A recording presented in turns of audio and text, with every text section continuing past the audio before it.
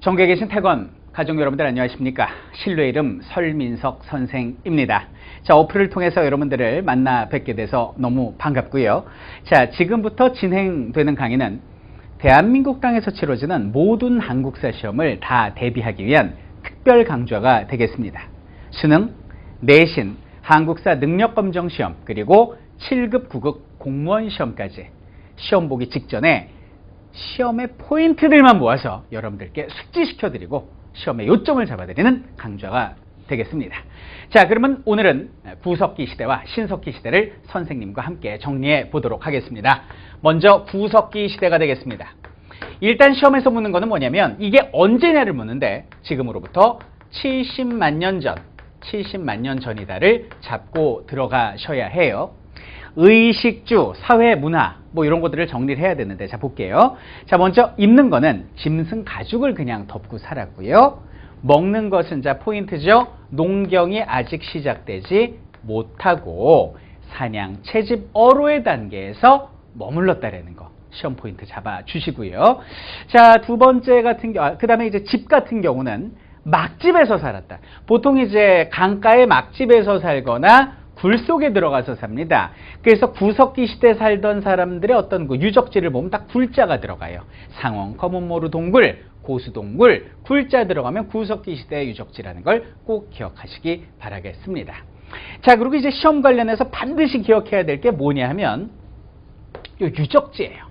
항상 시험에서는 구석기 시대 유적지를 묻는데 방금 말씀드렸다시피 굴자가 들어가면 구석기 시대 유적지가 되는 거고요. 또 시험에 나오는 것이 자 나지막히 따라해 보죠. 연천전곡리, 연천전곡리. 여기서 아시아 최초로 주먹도끼가 발견이 됐습니다. 그래서 시험에 나오는 거예요. 자, 그 다음에 공주석장리, 공주석장리. 이곳은 1층부터 12개 지층까지 시대별로 구석기 시대의 유적이 잘 보존이 돼 있어서 우리나라 구석기 유적의 기준이 되는 지점이 공주석장리가 됩니다. 그래서 각종 시험에서 굴자 들어가거나 연천전곡리, 공주석장리 이런 말이 나오면 아 구석기 시대구나 이렇게 캐치해 주시면 되겠어요. 아시겠죠? 자, 그럼 여기는 유적지 지도를 통해서 한번 살펴보도록 할까요? 자, 이곳인데요. 주로 강가나 동굴에서 살다 보니까 유적지가 해안가에 분포하지 않고 주로 내륙 지역에 분포했다는 거, 요것이 특징이 됩니다. 자, 또 하나 보여드릴 건 무엇인고? 자, 시험은 어때요? 한국사 시험은 원문 사료 제시형 아니면 자료 제시형 두 가지 형태로 출제가 되는데 이 구석기 신석기는 선사시대로서 문자가 없던 시대입니다. 기록이 없었죠. 그래서 원문 사료 제시형 문제는 출제되지 않습니다.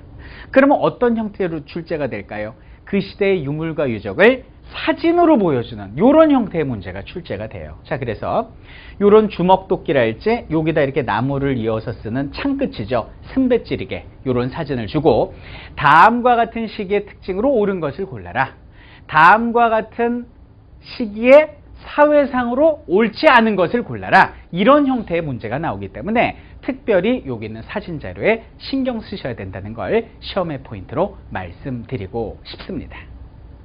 자, 그리고 또 하나 요 흥수화인데요. 내신하고 수능은 관련 없지만 한국사 시험이랄지 공무원 시험에서는 반드시 알아야 될 필수 아이템이 됩니다. 청원 두루봉에서 흥수아이, 그 구석기 시대의 그 한 9세 정도의 아이로 보이는 그 유골이 이렇게 발견됐고 그것을 이렇게 청동으로 복원을 한 모습입니다. 그래서 요 사진이 그대로 나온다면, 이 사진 그대로 나오거든요. 그러면 아, 이거는 구석기 시대구나. 청원 두루봉 동굴에 여기는 구석기 시대 흥수아이구나. 이렇게 기억하시면 되겠고, 이 흥수라는 말은 요걸 발견한 그 건설회사의 이사님 이름이 김흥수 씨예요. 그래서 그 사람 이름을 따서 흥수아이라고 한 거고 실제 이하의 부모님 이름은 알지 못합니다. 자, 이렇게 해서 이제 구석기를 봤고요. 자, 유적지 꼭 잘 알아두라는 거 다시 한번 말씀드리고요. 신석기 시대를 정리해 보도록 하자. 자, 이것은 지금으로부터 1만 년 전이 되고요. 시험에서는 같은 표현으로서 BC, 8,000년 전이다. 이렇게도 출제될 수 있습니다. 정리하시고요. 입는 거는 직조의 기술을 알게 됩니다. 옷을 만들어 입게 돼 실을 만들 수 있는 기술을 가지게 되죠. 그래서 가락바퀴라는 도구로 옷을 만들어 입었던 그것이 신석기 시대가 되겠고, 먹는 거에 포인트죠. 신석기 혁명이라고 합니다. 농경이 시작됐다.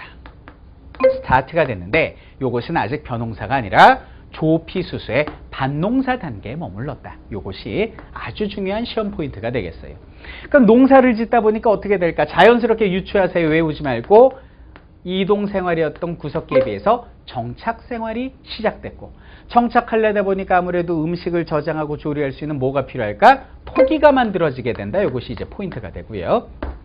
또 하나 특징. 농사를 짓다 보니까 하늘에 조금 빌 일이 많이 생기죠. 예민해지는 거예요. 아니 비 좀 더 뿌려줘요. 아니 뭐 그만 좀 뭐 비 좀 내려줘요. 빌다 보니까 원시신앙까지가 만들어지게 된다. 이것이 신석기의 특징이 되겠습니다. 자, 그 다음에 이제 의식 받고요. 의식 받고 그리고 줄을 봅니다. 자, 집을 보면은 신석기 시대 같은 경우 이제 움집이라고 부르는데, 시험에 나올 때 옆에서 본 단면도는 출제되지 않고요. 위에서 바라본 집터가 나옵니다.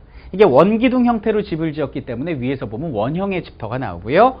모가 둥근 사각형 형태의 집터가 나오고, 이 특징은 이제 반지하가 됩니다. 반지하 나오면 신석기가 되고, 그리고 이 신석기 시대의 중요한 특징, 불 뗀 자리가 이 가운데에 있었다라는 거. 불 뗀 자리가 구석으로 가잖아? 그럼 청동기야. 가운데 있으면 신석기라는 거. 요거 포인트로 기억을 하시기 바랍니다. 알겠죠? 그래서 따뜻하게 가족끼리 풀도 쬐고, 또 여기서 나오는 연기를 통해서 해충도 박멸하는 일석이조의 효과를 누렸던 이것이 신석기 시대의 집터가 되겠습니다. 자, 입력됐죠? 자, 그럼 마지막으로 시험을 보기 위한 신석기 시대의 가장 중요한 팁을 드리도록 하겠습니다. 그것은 뭘까요? 두구두구둥 토기입니다. 토기. 자, 왜 신석기의 토기가 중요하냐? 여기는 구석기와 신석기를 가르는 기준이 바로 토기의 유무예요. 알겠지? 그러니까 토기가 등장한 건 신석기 이후다 보니까 반드시 신석기 시대의 특징을 물을 땐 토기의 사진이 나옵니다. 그럼 어떤 토기가 나오냐? 이거 순서대로 묻기도 하는데, 무늬가 없었던 이른 민무늬 토기가 가장 먼저고, 그리고 덧무늬 토기, 그 다음에 눌러 찍은 토기, 아빈문 토기 이렇게도 부르죠.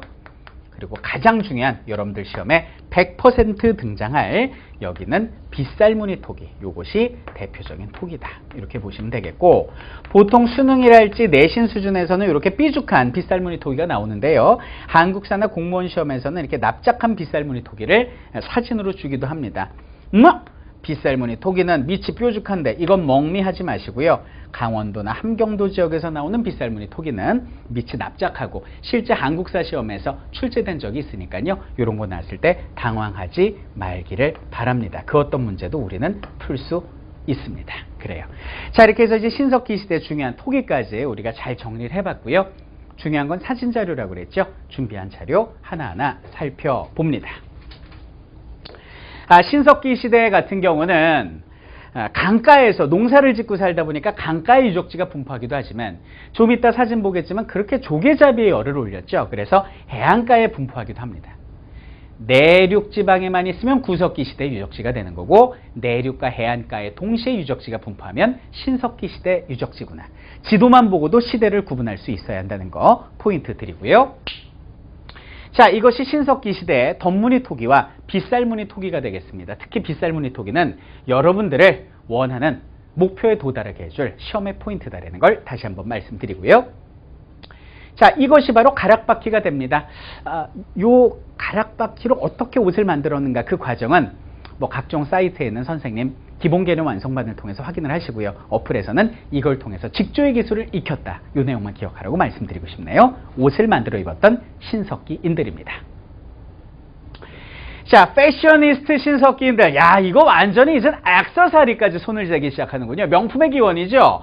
조개에다 구멍을 뚫어가지고 가면놀이도 하고, 조개 끝만 남겨서 얽어가지고 오늘날 마치 무슨 목걸이처럼 주렁주렁 매달고 다녔던 이것이 신석기 시대의 조개 껍데기 가면과 칠해버리고 또 어떤 학생은 선생님 이런 거 메고 다닐 정도면 지배자 아닙니까? 뭐 족장 아닙니까? 할 수가 있는데 구석기하고 신석기 시대는 계급이 없었던 평등사회라는 걸 다시 한번 이 액세서리를 통해서 설명해 드립니다. 령도자는 있을 수 있지만 무리의 우두머리는 있을 수 있지만 계급이 발생한다 거다.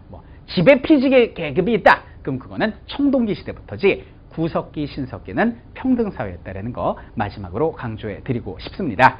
자, 이렇게 해서 10minute, just 10minute, 10분 동안 여러분들 최대한 시험 포인트 잡아 드렸는데요. 자, 청동기와 철기도 우리가 정리해야겠죠. 다음 어플에서 우리 함께 합니다. 다음 어플